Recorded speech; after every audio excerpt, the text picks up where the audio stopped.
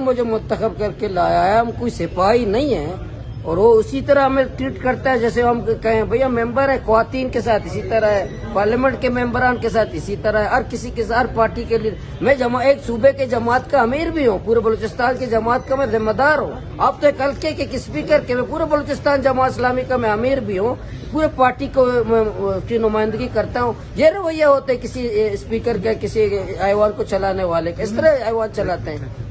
امیر صاحب آتے پھر آپ لوگ تلخ کلامی پھر ابھی بھی دفتر میں گیا کہ ابھی مجھے یہ دھمکی دے رہا ہے کہ ابھی میں نے 1 دن کے لیے آپ کو, مجھے دھمکی دے رہا ہے یہ کیپٹن صاحب کہ میں نے ابھی 1 دن کے لیے آپ کو سسپینڈ کیا ہے, آئندہ پھر میں 3 دن کے لیے کروں گا, پھر میں 1 مہینے کے لیے سسپینڈ کروں گا. وہ سمجھتا ہے شاید میں ان کا جو ہے نا جوتے سیدھا کر لوں گا, جیسے خود جوتا سیدھا کر کے MP بنے ہیں.